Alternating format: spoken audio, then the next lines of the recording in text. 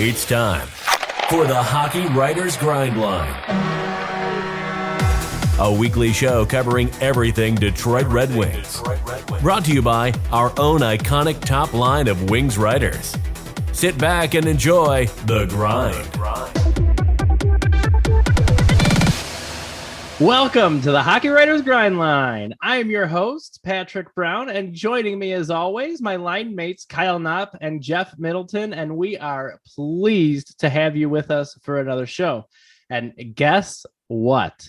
We have actual regular season hockey to talk about, and holy cow, do we ever have actual regular season hockey to talk about, because full disclosure, we're taping this Friday night. Red Wings opener was last night against the Tampa Bay Lightning, and I'm not sure if you guys were paying attention or not, but a thing or two happened in that game that we may or may not touch on today. So lots of ground to cover. Let's dive right in and go back to one of our favorite segments on this show, one good, one bad that you took away, and we'll just go ahead and say from yesterday's game. I'll do the obligatory, just kind of get out of the way. For me, one good, I thought obviously the offense has returned. Tyler Bertuzzi played out of his mind. The Red Wings scored 6 goals in a game. One bad, the Red Wings lost a game in which they scored 6 goals. And, oh, by the way, had 3 different 3-goal leads at 3-0, 4-1, I believe, and 6-3. So that was brutal. And ended up losing in overtime, including a 3-goal lead in the last 7 minutes of the third period. So that was bad. And that's my one bad. Jeff, welcome back to the show. Glad to have you back. What did you take away from yesterday's game? Give us one good and one bad. Yeah, it's good to be back. So I'm going to start off positive. I was really impressed with Moritz Seider's game. 2 assists. He's already over a point per game, so Calder Trophy, here we come. Yes. As a defenseman, no less. I love it. A point per game defenseman would be just... Anyways, sorry. No, you already got me excited, Jeff. You already got me excited. He really impressed me yesterday, and it wasn't only the point scoring, but, I mean, there was stuff going around to him getting into it with some Lightning players. And I mean, he was not letting people push him around in his first game. He may be a rookie, but he does not care who you are. He's going to play his heart out. He's going to show whatever he can do. He's going to be that really tall, big, physical defenseman with very good hockey IQ. And one bad, you stole mine, Pat. They lost the game in which they blew 3-3-goal leads, even though they scored 6 goals. Andre Vasilevsky was certainly not Andre Vasilevsky, but the Red Wings offense was good, and it's really just no excuse. It's really hard. You can't justify losing 3-3-goal leads. You lost the game to Tampa Bay Lightning, a team that won the Stanley Cup 2 seasons in a row. So that would, I mean, it's a pretty obvious bad, but I think it's one that can't be overstated. It was certainly not good. Kyle, bring us home. One good, one bad. Yeah, well, to not, to harp on too much of what has already been said, I think the good for me was really just the way that the Red Wings came out and started the season, started with that energy and kind of took the game under control off the bat. And that's what you want to see with a team full of youngsters out there, no fear coming into a game against one of the best teams in the NHL and just getting right after it and showing it. And in comparison, my bad would then be the back half of the game. We, like you talked about already, they let up 3-goal differences, and my other bad was kind of Nedeljkovic. I just think there were a couple of goals he probably should have had, and just kind of those were momentum killers. And so we were talking about him a little bit a week or two ago in the preseason, how he let in a few soft ones and how he needed to tighten up his game overall. And I just didn't see it. So that's going to be my bad for yesterday, or for the game the other day. Very valid observation. I think we all kind of knew, look, Nedeljkovic had a pretty stout team in front of him last year when he was third runner up for the Calder. So we knew there would be some adjustments. That's why it's nice to have somebody like Thomas Greiss on the bench too, who can maybe step in with a short memory. But you hit the nail on the head. It was a fairly strong 50-minute performance by the Red Wings. And even then, I wrote an article and it was almost basically a mirage, because when you look at how badly they got outshot throughout the course of the game, and they didn't even have a possession in overtime, they got taken to school by the defending Stanley Cup champs, hands down. So good stuff. I don't think there's a viewer out there who's going to disagree with us on this one, but I suppose time will tell. And we want to hear from you on the comments, so let us know. But let's talk about one of the really, really good parts of yesterday, which is Tyler Bertuzzi's 4-goal performance. I didn't see that coming, especially with all of the, shall we say, I don't know if I want to call it a distraction, but drama maybe leading up to this game with Bertuzzi's, and I'll just talk about it for a minute. His vaccination status and everything else caused a lot of buildup, a lot of drama amongst fans. Well, it sure seems like he was able to tune it out perfectly fine.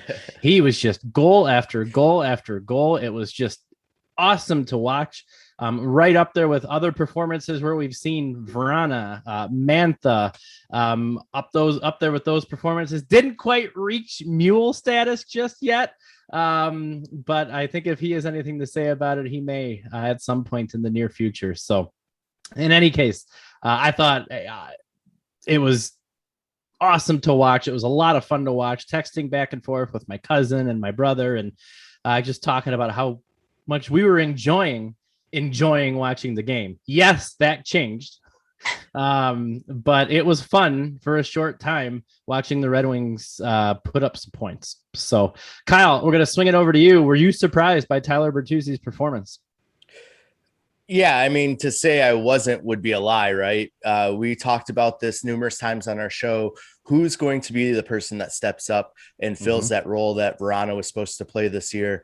And not once did we ever mention Bertuzzi being that go-to guy full-time. We talked about him maybe stepping up on occasion, but not that full-time role. And he came to show us last night or the other night that, he is here. He's a sniper and he can fill that role. So I was surprised to watch him explode like that offensively.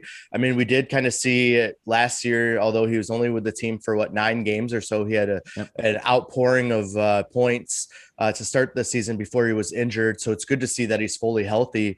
But I do think we kind of took him as a cautionary tale this year, especially with, as you said, the distraction that was kind of surrounding him leading into the season. So to see that he's kind of put it behind him and came out to play, that's a great sign. Yeah. I joked on our kind of group chat that he was making up for all the goals he couldn't score on the games he was going to miss in Canada, but hopefully that turns out to not be the case, but he can keep up this production. That's pretty funny joke. I'm not gonna lie. No matter where you stand on the issue, that's funny. It's just funny.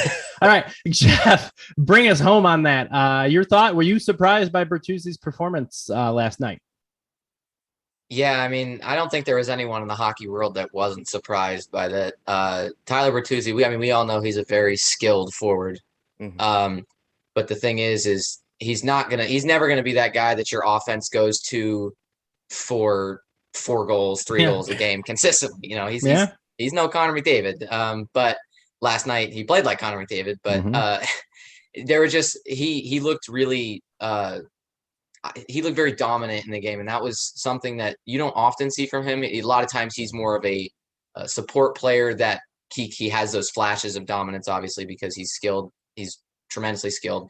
But I mean, on a line with Lucas Raymond and Dylan Larkin, you probably wouldn't think that Tyler Bertuzzi is going to be the one scoring 4 goals. I mean, it happens, of course. It's hockey. It's so random. Right. But, and the others certainly commanded attention as well. Absolutely. I think that's such a great call out, because you look at who he's playing with, and obviously Raymond is an unknown, but everybody's watched tape. Right. So absolutely. And I'm sorry, but that second goal that he scored where he split the D, that was filthy. That was absolutely filthy. Was definitely on Connor McDavid. On Hedman and Sergachev, no less. That's I know of 2 guys that are absolutely massive. I mean, when he dragged it in there and split them, it was in slow motion as I was watching, because I had time to process it all mentally. You guys know how it is. And I was like, oh, well, there's no way he buries it. And then he buried it. I was like, holy cow. Like not only buries it, but through Vasilevsky. Yeah. I mean, like right under the armpit. That was just a well-placed shot and hard enough to where no matter how much cloth Vasilevsky got on it, he wasn't stopping it. So it was, I mean, that was a skill move and finish right there. And I mean, I'm hoping he can keep this up, because if he can, it's going to make things a lot more interesting this season with that first line. Yep. And, an interesting note, obviously, he only played 9 games last year. He had 5 goals in 9 games, which, by the way, in and of itself is fantastic production to have 5 goals in 9 games. And he's one shy of that. That was 50% of the team lead. Oh yeah. Yeah, it was for a long time. He was leading the team still in scoring. So good stuff. And that was fun to talk about. Now, let's talk about our captain, Dylan Larkin, who, for those of you watching, and you probably know this by the time you've watched it, and we'll get into what specifically happened in the game in just a moment, and I'll try to make it as quick of a recap as possible. But today, as it turns out, not only was he suspended for a game for intent to injure, which I don't disagree with, by the way.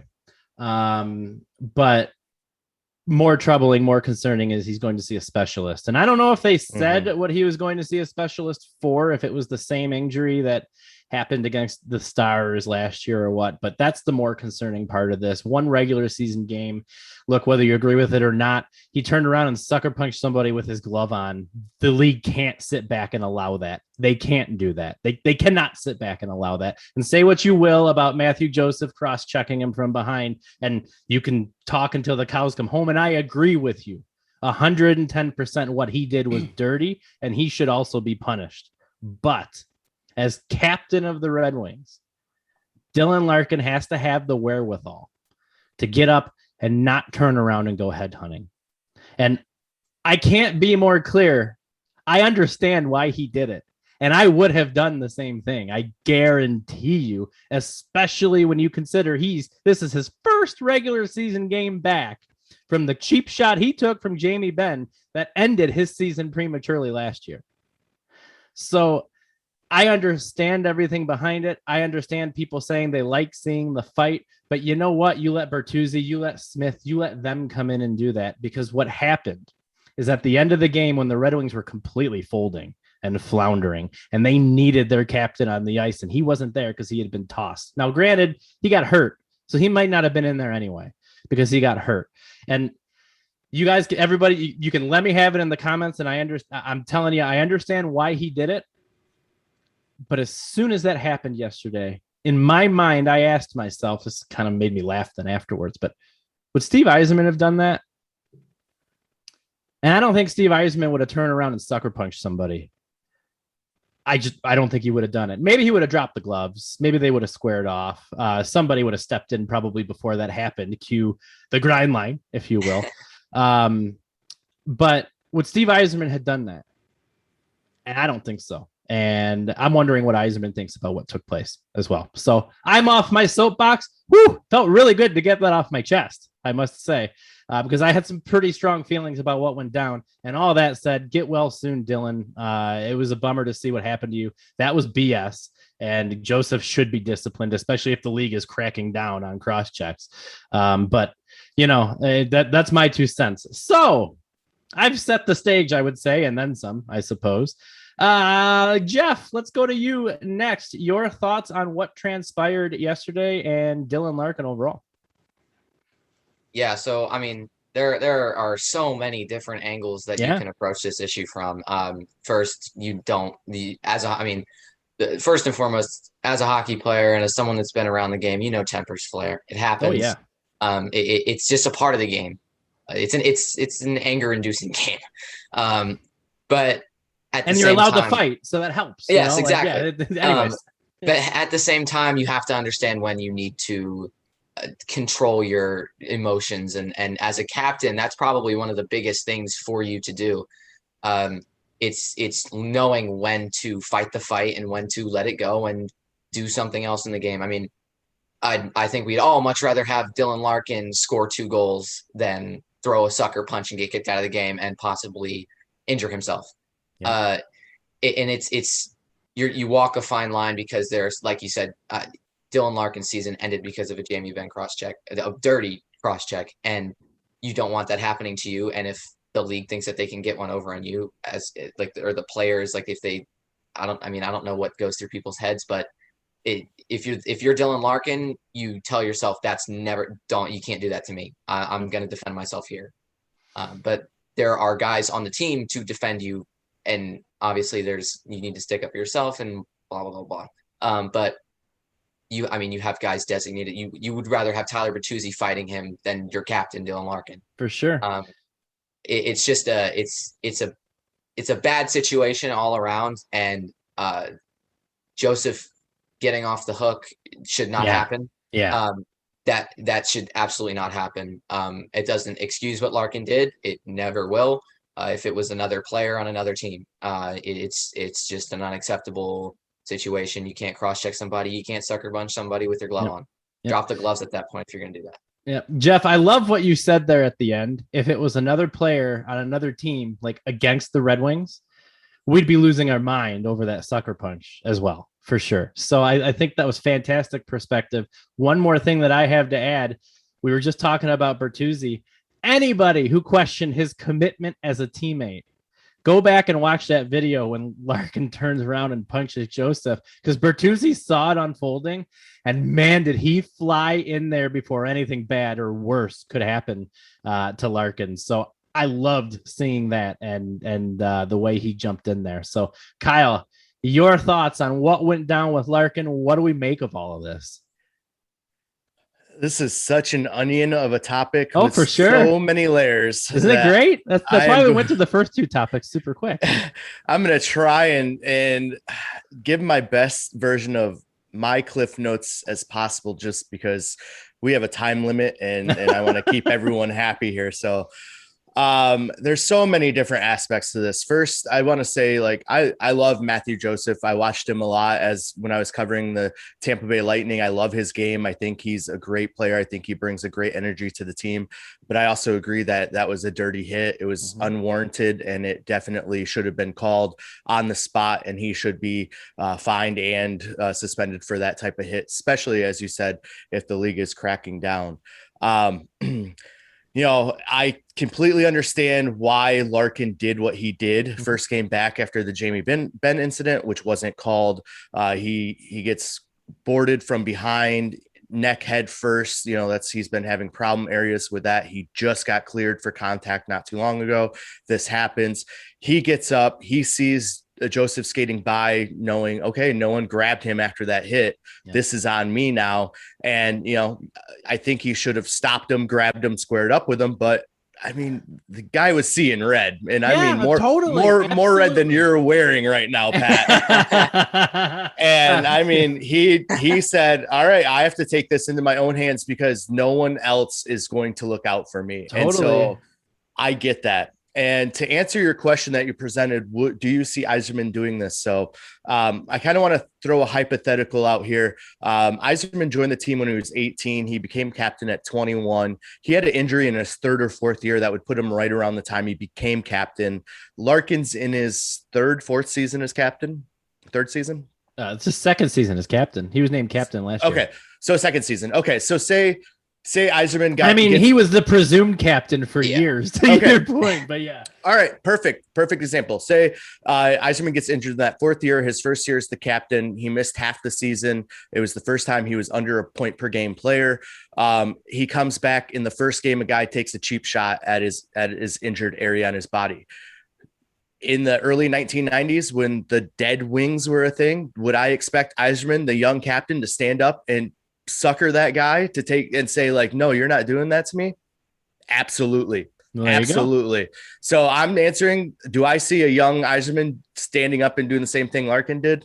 Absolutely. And I think that goes to show that Larkin has this passion, and he really has this drive for this team. And it's just showing, like, hey, I'm doing whatever I can to take this into my own hands. So I am on ice with this team every day because I'm not going to sit from the sidelines anymore. I'm going to lead this team. And if I have to get up and I have to be the one that answers the bell, then I'm going to do it. Super fair point for sure. And again, you put it perfectly. You know, you're peeling the layers of the onion away, and there's so many different ways you can go with it. And that's why I let off with too.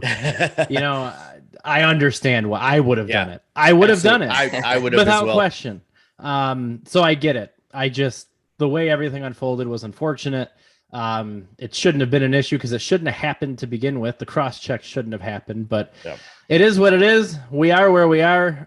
What did you guys think at home? Let us know. We want to hear about it. We'll chat with you throughout the week and hopefully have a better update for Larkin's status on our next show. But in the meantime, and guys, that was a really good segment. Really appreciate the perspective there. Not always the easiest thing to talk about, but let's take a quick time out. Let's pay some bills. Thank you for watching our show. Give us a like, subscribe to the Hockey Writers channel. We have so much good stuff out here. We've got Blackhawks banner, Saber Scoop, Chicks and Sticks, Howlers and Growlers, just so many good shows out there. Follow us on Twitter, sign up for our morning newsletter, Morning Skate, and you guys know the drill by now. We're on Spotify, we're on iHeartRadio, and you know, if you need us to send William Shatner back up into space to launch information satellites so that we can stream the latest hockey news to you no matter where you are in the world, but we don't have Jeff Bezos's kind of money, but we'll try. So you just I thought he already signed the contract that he was doing that.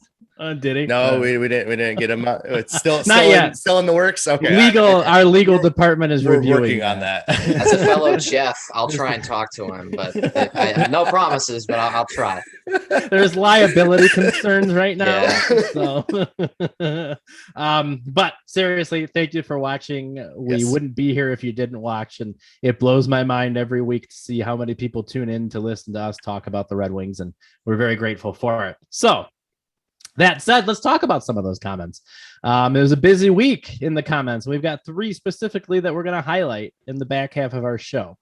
So our comment corner, Katz Kulo Jackson states, and I love this considering what we were just talking about, is Lucas Raymond comparable to Steve Yzerman when Yzerman was a rookie? I freaking love this question. Number 1. Number 2, just to throw some plain old black and white statistics out there, just for the heck of it. Yzerman in his rookie year was 2nd in Calder voting, lost to Tom Barrasso. At 18 years old, he had 87 points in 80 games, and he had a goal and an assist in his NHL debut, which was against the Winnipeg Jets. The Arizona Coyotes. Anyway, against the Winnipeg Jets on October 5th, 1983. And for the first time in weeks, I feel young again because even I wasn't born when that happened. Oh, by the way, they tied that game because that used to be a thing in hockey. So my opinion on this question, is Lucas Raymond comparable to Steve Yzerman? I mean, I think it's too early to tell, but hell yeah, why not? I think situationally they're strikingly similar, right? I think Yzerman had more pressure on him when he came up than Raymond. Nobody even expected Raymond to make the team out of camp. No disrespect to him at all. Just he's young. You figured he was going to go develop a little bit more. So I don't think the expectations are there that were on Yzerman's shoulders, but situationally, I think it's very, very similar. I think Raymond has a boatload of talent, but I do not see him putting up 87 points this year. Different league, I know. What would we think? Maybe that's comparable to like 50 or 60 now. And then I don't know what the conversion rate is there, but I think Yzerman was probably a better rookie, but we're 1 game into the regular season. So I don't know where Blake 1991, you can make me maybe eat crow on this midseason. We'll see how it's going, but that's my opinion. I don't think he's as good as Yzerman was, but I certainly see the similarities, and I'm going to say, yeah, let's say he's comparable. I like it a lot. We went to Jeff last time. So Kyle, to you. to have this question on our show the week that Devin isn't here, I just feel is kind of unfair because this would be his time to take this train off the rails. Somewhere. That seems like a trend. I come on.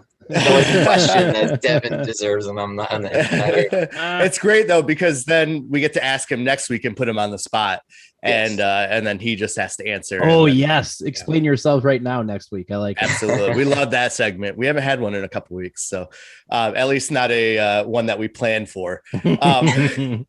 So the sample size is way too small to say anything right now. And you have to remember, like Pat said, there was so much pressure on Yzerman to come in. It was a worse off team than they are now when he made his debut, and everything was on him to come in and absolutely take over this franchise and lead them back to the glory days of the 50s. No one's expecting Raymond to do that. No one's expecting them to bring them back to the days of the mid 90s or the 50s, because everyone knows that that era is different. And so the expectations aren't quite there that they were on Yzerman. And then Yzerman was a generational talent. I think a lot of people forget that he was one of the top 3 to 5 players of his era. And to say that, after one game that Lucas Raymond is one of the top 3 players of his era, I think is just a little bit of a reach. And I think we might want to pump the brakes on that, so we aren't putting those unrealistic expectations on this kid. It was one game. He looked fantastic. He's going to have some rough patches this year, but we want him to be able to handle those as they come and just be able to play through them as himself. We don't want to add this extra pressure to him. There's no need for this extra pressure. He has so much support that we don't need to do this to him. So I'm going to say no, only because we don't need him to be. So Kyle, curveball, and I don't need a super long answer. I'm just curious your thoughts. Is it unreasonable to say he could be comparable to Steve Yzerman? It's not unreasonable. I think in 5 years, we could look back and say, yeah, maybe he is getting more there that at that time. But I don't think it's anything you can say after one game. Agreed there. Jeff, bring us home on this. Is Lucas Raymond comparable to Steve Yzerman, who I think he retired before you were born? No, I'm kidding. But sometimes it feels that way. Probably not far off. But anyway, no, I don't think you are. That makes me so sad. Is Lucas Raymond comparable to Steve Yzerman and what he brought to the Red Wings? I think it's depends on how you define comparable, but the biggest thing you mentioned it's a different league now. I'm not expecting Lucas Raymond to score 87 points in 80 games. It's unrealistic. And when he came into this training camp, he wasn't supposed to make the roster. And the biggest thing, one of the bigger things in this kind of conversation is comparing players from then to now is there's a much bigger emphasis, I think, on player development right now. I think it's a lot. I think that just the systems in the AHL and all that is much different, and players are getting more of an opportunity to grow than they would have back then. So I think that there's far more pressure on Yzerman to come in and score a bunch. And I mean, Yzerman, I guess he could be comparable to one of the rookies coming up. Trying to think of a name. I guess a Jack Eichel could be a name. Just a guy that isn't going to be the best player, but he's one of the top 3 to 5 players in his generation. It's a rough player you picked right now, though. Yeah, Jeff. I know. It was just the first. I was trying there to think. I wasn't going to say anything, but I was like, let's see where this goes. The only thing, I guess, just disregard. He's not. I guess the thing is, he's not going to be. I agree with you. I'm just giving you a hard time. He's not. He's not a Connor McDavid. But there's still that sense of Jack Eichel is I guess he was the next thing until we get all that figured out. But yeah, and I don't think he probably still is somewhere once he can get taken care of. But anyways, we gotta tap into Saber Scoop, I think. Yeah, bring him on. And I guess Lucas Raymond was never thought to be that guy. I think he could be that guy. I think I mean he's an excellent player, and I think stylistically he could be compared to Steve Yzerman. I mean, both of the biggest thing that stands out to me with Raymond is his ability to think the game and process it. he just moves the puck so well, and it's because he's thinking about the options. And I think Steve Yzerman is the perfect example of that. So I think in some ways, go ahead. I think in some ways he is, but it's been one game. Yeah, Let's just chill out. I'm going to say every scout's favorite term, hockey IQ, and it is off the charts. And for those of you who didn't catch the box score, Raymond was not held off the score sheet. He did notch an assist in his game, and in his first NHL game. So we have cider with 2 apples. Apple cider will never, ever get old. I'm sorry, ever, ever. And I apologize now for every show that I ever tape moving forward, because I will always say that. But yeah, cider with 2 apples, Raymond with 1. Good night for the new kids, all things considered. So yeah, can I add something there real quick? Yeah, of course. So I do like your comparison there, Jeff, about how Raymond sees the game is very comparable to Yzerman. And I think that that's a very good comparison to make, that they see the game, they have that hockey IQ. But another point I wanted to bring up was when Yzerman came into the league as a rookie, there weren't 32 teams in the league, and rookies weren't cracking the rosters as often as they are today. So you get a lot more opportunity for these younger players to step in and play these different types of roles and to really kind of explode onto the scene that you do today that you didn't so much back in Yzerman's day. Yep. Good stuff. Raymond is on pace for 82 points, so we might get there. That's true. We could. If he hits it, well, that would be remarkable. If he hits 82 points and doesn't win the Calder, there'd be another discussion to be had. Well, wait, though, because that means Cider is on pace for 164 points. I did that math right here, by the way, right there. So we'll see. The rookie's going to take 1-2 in Calder voting, clearly. Would love it. All right, let's move on. So Zachary asks, can Joe Veleno leapfrog Michael Rasmussen in the lineup at some point? And I'm not going to take a ton of time on this, but I think absolutely Veleno can leapfrog Rasmussen. To me, Veleno's ability, in my opinion, is more impressive than Rasmussen's ability. They're 2 different types of players. Now, I personally don't get everybody's being super hard on Veleno right now, and poor kid's barely had any NHL time. When he did, I was actually impressed with what I saw out of him, to be honest. He had a great back check.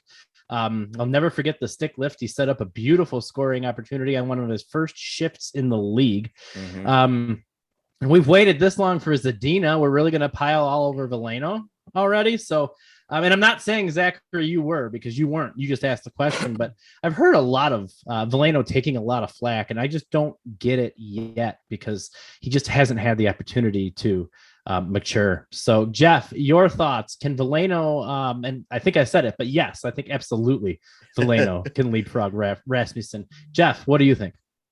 Yeah, I absolutely agree. I like Veleno's game. I like Rasmussen's game too. Yeah. And like you said, they're different players, but I think that Veleno has more raw skill. And he really, you mentioned lots of people piling onto him. He reminds me of Eeli Tolvanen a little bit. Eeli Tolvanen was the Predators' first round pick, big, great goal scorer, really a guy that can control the pace of play. And he's got a crazy shot. It's like ridiculously unbelievable.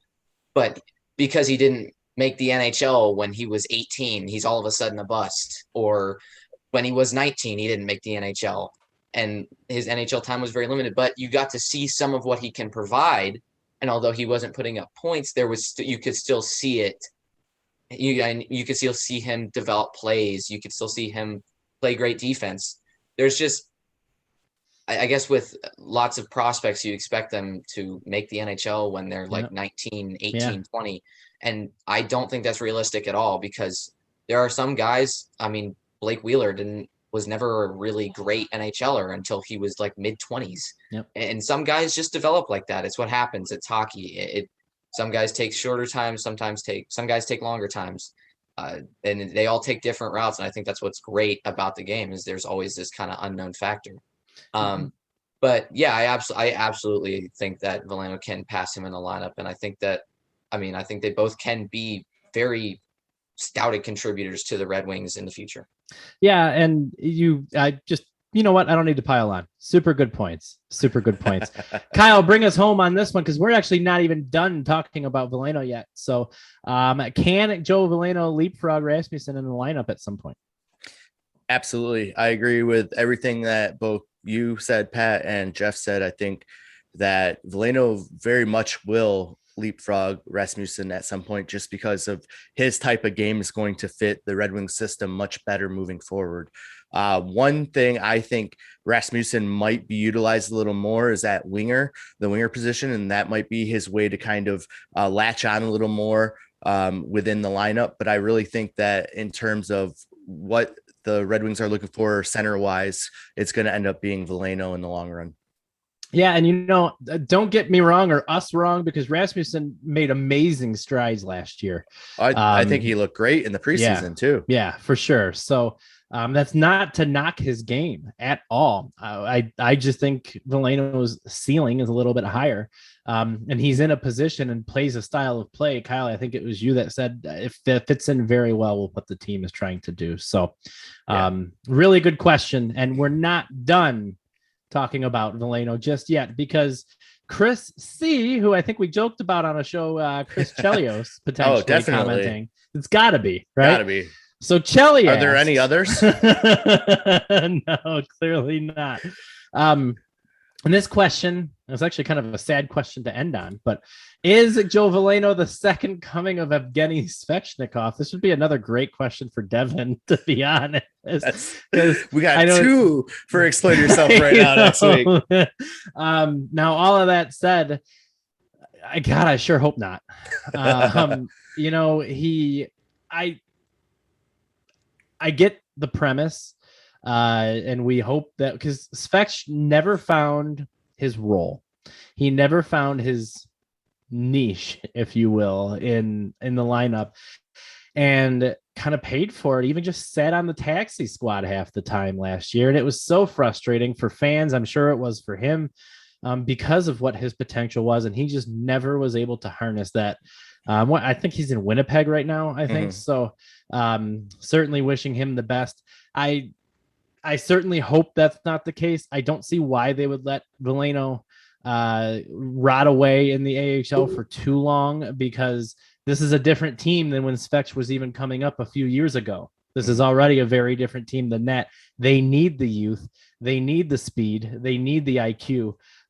So I don't think we're going to run into a situation like what we saw with Svechnikov, but I think it's a valid ask, considering a lot of people expected to see Veleno make the 23-man roster, and he didn't. So that's my 2 cents on it. I don't remember where we went. So Jeff, I'm going to swing it over to you next. Is Veleno the second coming of Svechnikov? Yeah, it's you sure hope not. I mean, it's what happened. I mean, it's all every fan base with their prospects. If they don't develop in the timeline that they want them to develop, then are they the second coming of this guy that didn't happen to develop and is now in another spot? It happens throughout the NHL, and sometimes it's actually very warranted. It's completely warranted at some point. But no, I'm going to say I don't think he's the second coming of Evgeny Svechnikov. I like Veleno's game. I think that he's really strong both ways, but his goal scoring and his just ability to control the offense, I think that from what I've seen is really impressive. And it's no knock to Evgeny Svechnikov, but I just think that his ceiling is higher than what Svechnikov's was. And I think that even at his floor, he could be a solid second, third line contributor to a young team that can use that. Yep. I like that you basically just created the hockey version of Mad Libs in saying, if blank doesn't reach full potential, then blank. I like it. I like it a lot. Do you even know what Mad Libs are, Jeff? Oh, I do. Is that still a thing? Okay. I didn't know if that was still a thing or not, because anyways. Okay. Well, that makes me feel a little bit better. We've done a pretty good job staying on the rails. Kyle, you've got the last word. Keep this train on the rails. Is Veleno the second coming of Evgeny Svechnikov? I get to be the caboose. All right. And off it is. No, I don't think he is. And the biggest thing here is he's still young, and Jeff already brought this up when we talked about him the last segment. Players develop at different rates, different stages, different times in their lives. And I think one thing with Svechnikov, it was he never quite got that confidence in his game. I feel like anytime he was up at the big level, he always felt like he was just lucky to be there, so to speak, and didn't quite play his game at that level. He tried to play within the game that's on ice, and you can't always do that. You'll get lost out there. You'll get, turned out to dry, especially at such a high level. So I think he just never really played with that confidence that he needed when he was playing with Detroit. Not to say that Veleno doesn't have that confidence, but I think the Red Wings just saw that he needed a little bit more time to develop that or something else within his game at the AHL level. And that's why he started down there. Now, I am going to throw two scenarios out there in which we might see Veleno a little bit quicker. The first one is going to be if this injury last night or the other night with Larkin turns out to be something a little more serious, or they hold him out as a precautionary for the next week or two. He's already not going to be in the lineup on Saturday against the Vancouver Canucks. So maybe they do bring Veleno up to play that game. Scenario number two is, what if after 9 games, they decide to bring Lucas Raymond back down and let him play another couple months at the AHL until they decide, are we using his first year of his ELC at the NHL level, or are we going to hold him back and bring him up next year? Especially if there's an injury to Larkin and this does kind of get held back half a season or a full season again with the rebuild. So I think in the sense that is he the next Svechnikov? Absolutely not. But I think there's a whole other part to his piece to the puzzle in the overall picture. Fantastic opinion from Kyle, the caboose Knopp. I like it. I like it a lot. Let's not get that started, isn't it? Oh, it's already been started, Kyle. That's good stuff. Guys, great show. That's it. That's our show. We want to thank you at home for watching. As always, give us a like, give us a subscribe, shoot a comment down there. Looking forward to a lively conversation this week. We love to hear from you. Make sure you tweet at us at THW Grindline. We'll answer your tweets, your comments on the very next show, as you've seen. And again, thank you so much, and we will see you next time.